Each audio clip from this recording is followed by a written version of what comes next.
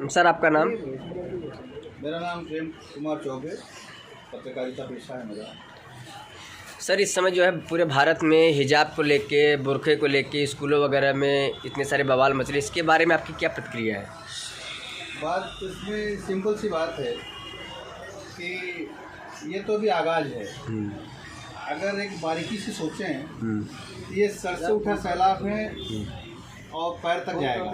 हिजाब सर पे बांधा जाता है, धीरे धीरे इसको मुद्दा बना के फिर बात बुर्के पे आएगी, फिर बात पहनावे को आएगी, फिर बात भाषा को लेके आएगी, फिर अंततः पूजा तक आएगी, यहाँ तक कि नमाज तक बात आएगी। इसके सिवा एक प्रबंधन होता है देश का संविधान जब है, या जिस स्कूल का मैनेजमेंट हो या कॉलेज का मैनेजमेंट हो, उसको फॉलो करना आवश्यकता है। अब ये कहिए कि हम शरीयत लागू करके ज़बरदस्ती किसी काम को थोपे किसी चीज़ पे, तो मेरे हिसाब से तो गैर कानूनी। सर एकाएक मुद्दा कहाँ से आ गया है?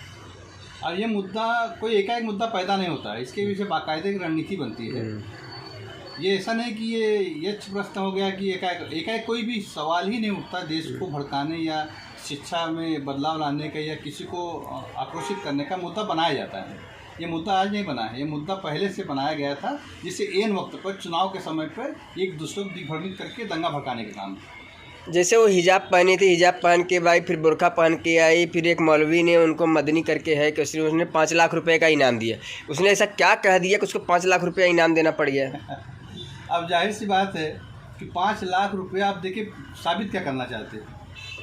आपने साबित तो यही किया ना कि आपने बढ़ावा दिया इस कार्य को, जबकि आप ये बोलते भैया जब स्कूल का मैनेजमेंट सर उसका उत्तरदायी ये है कि इनकी जो भी शरीयतें, जो भी इनके नियम है उसको फॉलो करो आप। तो जाहिर सी बात है उसमें जो भी पढ़ने आते वहाँ पढ़ाई करने लोग आते हैं, ना कि अपने हिजाब या बुर्के या अपने पहनावे लेके। अगर मैं ये बात कह दूँ कि आप अनिवार्य कर दें मनुस्मृति, या फिर ये कह दूँ कि अनिवार्य गीता पाठ कराइए, कोई मानेगा?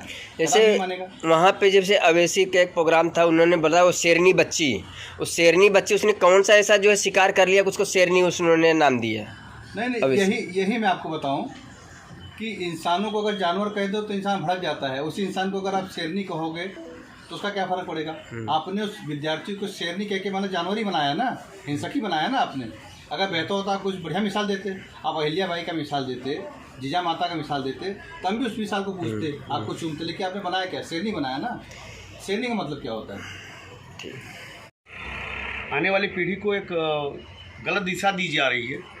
बच्चों से और हिजाब से कोई लेना देना है नहीं। स्टूडेंट जो बच्चे हैं, जो विद्यार्थी हैं, वो अपने जीवन में मस्त थे, उनको आप हिजाब बता रहे हो, भगवा झंडा लहरा रहे हो, तो ये सब चीज़ें गलत है। उनको एक जो आने वाली पीढ़ी है उनको मजबूत करने के लिए एक अच्छा काम किया जाए, किसी धर्म से ना जोड़ा जाए, ये बहुत। जैसे आप राजनीतिक पार्टी से जुड़े हो, क्या आपको लगता है इसमें भी राजनीति की जा रही है? बच्चों के साथ राजनीति करके क्या मतलब निकलेगा? अगर राजनीति हो भी रही है तो बच्चों के साथ राजनीति करके कोई मतलब नहीं। कहीं जैसे भी महाराष्ट्र में आंदोलन हुआ, यूपी में आंदोलन हो रहे हैं, कई राज्यों में भी आंदोलन करना चालू हो गए, इसके बारे में आप क्या कहेंगे? आंदोलन करके सब अपनी रोटी सेक रहे हैं, बाकी इससे कोई मतलब नहीं है। इससे आने वाली पीढ़ी का नुकसान है, ये भविष्य हम लोगों के लिए बहुत ही दुखदायक है, ऐसा नहीं होना चाहिए। तो सर आपकी क्या प्रतिक्रिया है हिजाब को लेके? हिजाब एक्चुअली मैं आपसे जानना चाहूँगा कि हिजाब है क्या? हिजाब हमारे संविधान में है क्या? जब हमारे संविधान में नहीं है, गैर संवैधानिक है, तो इसमें प्रक्रिया का है का? आप कैसे बोल सकते हो संविधान में नहीं है? भाई संविधान में आप बताइए ना कौन से अनुच्छेद में है? आपको मालूम है, आप पत्रकार हैं, आप भी पढ़े लिखे हैं। आप भी जरा बताइए ना कि कहाँ नहीं है। जैसे उनके धर्म हमारे देश को मानते हो निरपेक्ष धर्म, लेकिन तो सीधा बोलते हैं हम कानून को नहीं मानेंगे, हम शरीयत को मानेंगे। तो अभी देश में क्या है? कानून व्यवस्था है या नहीं है? देश में पुलिस प्रशासन है कि नहीं है? पुलिस प्रशासन है ना, तो प्रशासन, लेकिन फिर भी राज्य सरकारें हैं ना। वो लोग कोर्ट की भी बातें तो नहीं मान रहे हैं। कोर्ट की बातें तो उसके लिए मनाने के लिए अभी हम बोले हम डकैती करेंगे, चोरी करेंगे, दुनिया का मर्डर करेंगे, हम नहीं मानेंगे, तो उसके लिए क्या करेगी गवर्नमेंट? प्रशासन क्या करेगी? तो प्रशासन को अपनी ताकत दिखानी चाहिए ना, क्यों चुप बैठी है? यहाँ की जिस प्रदेश में हो रहा है वहाँ की राज्य सरकारें क्या कर रही है? आपके हिसाब से क्या करना चाहिए सर? हमारे हिसाब से जो गैर संवैधानिक है उसके ऊपर संवैधानिक कार्य करना चाहिए। जैसे मौलाना मदनी ने 5 लाख रुपए का इनाम दिया, क्या ये सही है?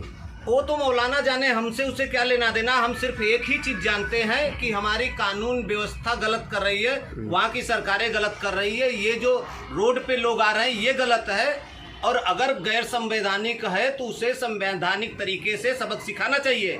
मैं ये नहीं बोलता हूँ, मैं मेरा किसी से लेना देना नहीं है। हम एक भारतीय हैं और सभी भारतीय को यहाँ पे अधिकार है, उनको अधिकार मिला है। ड्यूटी आप लोग बोलते हैं हमारी क्या है, हमारी मौलिक अधिकार है, हमको अधिकार मिला हुआ है, तो हमारी एक ड्यूटी भी होती है। हमको राइट का हम करते हैं, लेकिन ड्यूटी का कौन करेगा? तो हमारी ड्यूटी भी होती है, हमारी जवाबदारियाँ हैं। और